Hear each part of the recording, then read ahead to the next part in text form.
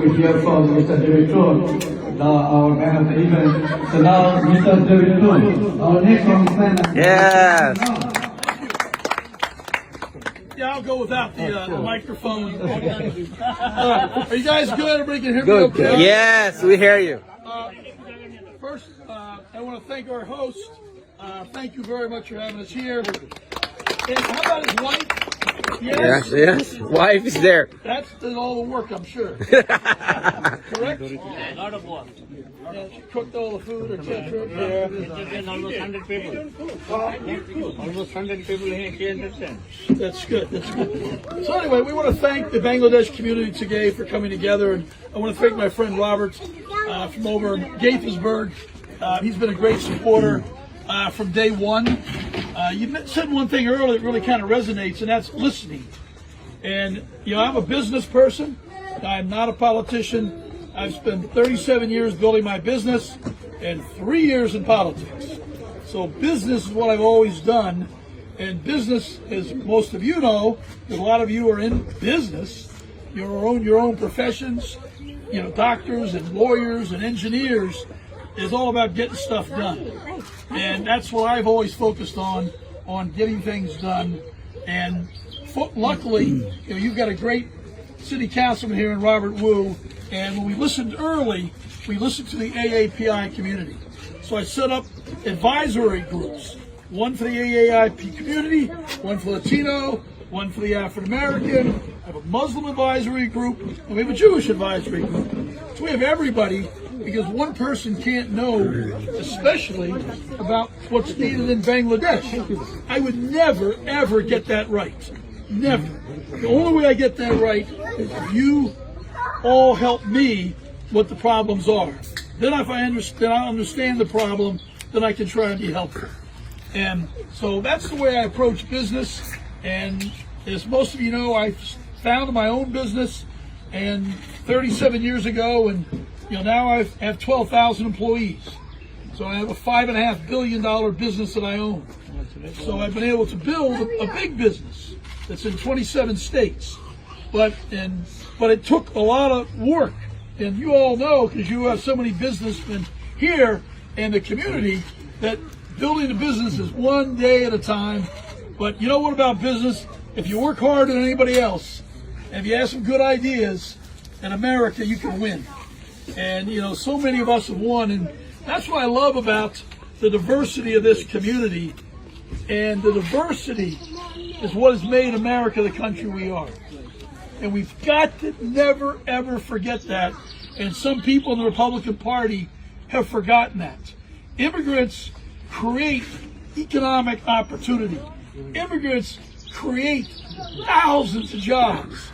I mean, immigrants drive 40% of our Fortune 100 companies. 40% are either immigrants for that generation or the next generation. Folks like Google, things like Apple, eBay, all these companies that have hundreds of thousands of jobs came from immigrants. And why is that? Well, that's easy. I am raised a certain way. I look at things a certain way. You were raised a different way. And another immigrant is raised a different way. Another immigrant a different way. And all those differences, that's the beauty. When you have the differences, we see things differently. And when we see things differently, and then we work together, we get better solutions, and we get ideas. And that's what America needs, is change.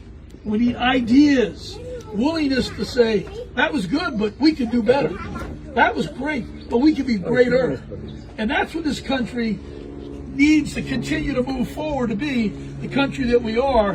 We've got to change that mindset that Trump tried to push in, and others who are just reactionary and wrong. I understand business and economics. I'm a CEO all my life. And, you know, the best damn thing that ever happened in this country is our heterogeneous nature of our folks here. The heterogeneous, our differences. And Nancy Pelosi, you all know who she is, right? Yes. Head of the Democratic Party. I mean, Nancy Pelosi, who I love her, she says, diversity is our strength. Diversity is America's strength. But she also says unity is our power. Because if we're not unified, they who have other ideas that are, I think, dead wrong and backwards, they could take control. And we saw, just recently what happened to the Supreme Court. We've seen a lot of things that we don't agree with. We've seen what Trump did with his reactionary immigration policies. America, as I said earlier, 1 million people a year come into America. Well, Trump was there 4 years. Not 4 million came in, only 2 million came in. So he left 2 million people who qualified to be here. Some of your folks. Yes. Your folks. Yes. All qualified. Yes. Should have been here. Yeah. And our system's already slow. Yes. Bureaucratic. Yeah. And what I've learned about government is very slow, very bureaucratic. And as you spend more time in it, it's my 3rd year, I'm learning how it all works. And I'm a learner, I'm a listener, and I work to figure out how to get the most power so I can help the folks that I represent. So if I can accumulate power to help on things like immigration, that's the mission. Helping what's happening now in the flooding, that's the mission. And, we're very fortunate. I was in the Foreign Affairs Committee my first term, but this term I'm on the Appropriations Committee. And trust me, in business you follow the money. In Congress, appropriations is all the money. So all the money, $1.6 trillion a year, that's our annual budget. We're approving that right now as we speak. I was at a hearing yesterday for almost 10 hours, and we did 2 bills, Homeland Security and Financial Services. There's 12 bills that pay for America $1.6 trillion. All 12 of those bills come through our committee. And to get on that committee, you have to work hard. And you got to make sure they know you're a team player. And you got to have Nancy Pelosi supporting you. You got to have Steny Hoyer supporting you. You got to have Jim Clyburn supporting you. And there's 52 members on the steering committee. I talked to all 52. And I was the first one to talk to all of them. Well, that's why you win. Because as a business person, we know if we get up early, we're going to win. But unfortunately, some things in Congress, some folks are there just because they like the idea of the job and having a fancy name. Well, that's really a dumb idea. If we're not there to get stuff done, then I'm wasting my life. I've had cancer. I just had trouble at the hospital. It was a week in Johns Hopkins. I lost 30 pounds in 30 days. So I understand how precarious our health is and how important, like that gentleman at Mercy, our health is. And, we got to be in Congress and get stuff done and move the needle. So the stuff I'm working on in appropriations is we're working really hard on the addiction crisis in America. The addiction crisis killed over 1 million Americans so far. 107,000 died last year of overdoses. And what you need to know is it's not now people that are addicted. We always think my nephew died of a fentanyl overdose. But this is important because there's those folks that have addiction and they have to fight to get out of it. It's hard. But now the Mexican cartels, 2 of them, are now making pills that look exactly like the Percocet, the Adderall, the Prozac, all the regular pills that somebody might take thinking it came from Walgreens or CVS. So you've got to make sure your children and everybody knows if you take a pill, you've got to know where it came from. But these cartels are killing 107,000 Americans dead. And one pill, if it has over 20 milligrams of fentanyl, you're dead. One pill. So that's what one pill can kill. So I just want to mention that. I'm trying to talk about that everywhere because people think that, that person has trouble with drugs, they're at risk. Well, if my daughter, who doesn't have an issue, just took a Prozac, took a Xanax, dead. One pill. So the second thing I work on is mental health. And mental health in America, depression, anxiety. I mean, think about COVID. I was anxious. Made me nervous. I didn't want to get sick. And we've all faced that. They were isolated. Yeah. Our children were isolated. Our children were on heavy technology, computers over and over, phones. They didn't talk to each other. We didn't connect with each other, which is what we do. So America's mental health is in a tough place right now. So yesterday we passed a record bill, which the president will sign. The Republicans are calling it a gun bill. It's not really a gun bill, it's a mental health bill. The Republicans have decided that people pull the trigger, they're right. And some folks have mental health issues, and they do, and we're trying to fix it. But they didn't get rid of the guns, they should have. You follow me? So that's the next step. But right now, we're really happy with that bill, and I worked very hard on many, many of the things in that bill that was very involved in that bill. And there's $15.4 billion for mental health.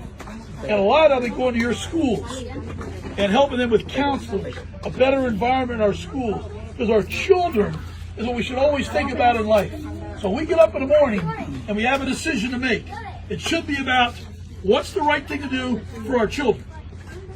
If we put it in that construct, we'll make the right decision. But we just think about today, what's convenient, what's easy, we'll make the wrong decision. We got to think long term. And that's what you guys do to build businesses. That's what I've done to build my business. And we got to try and get the government to think long term, and they don't. And so those are things we focus on. Also medical research. Medical research helps every one of us here. And we have so much opportunity right now. Medical research is unbelievable. And so many folks from the Muslim community are phenomenal scientists. Look at problems different ways. That's what's great. So at NIH and other places, that's where we really win as a country. When we have your different ways of looking at it. Unbelievably large country, full of unreal natural resources. We need more people. We need more people. We need folks that want to come here to get an education. If they want to come here just for one course or two courses, we should have a path to citizenship. Everybody that studies here should get a path to citizenship. Everybody wants to invest something here, put some money into a business. We should get them a path to citizenship. And we've got to get everybody in your family that wants to be here. If you have a brother, a sister, a mother, a father, children, all those need to be here. Exactly. And we can do that. That's where we need to be. Right. And the people that are afraid, they're nuts, because that's what builds our economy. Our economy right now, the inflation would be so much lower if we let those 2 million immigrants in tomorrow.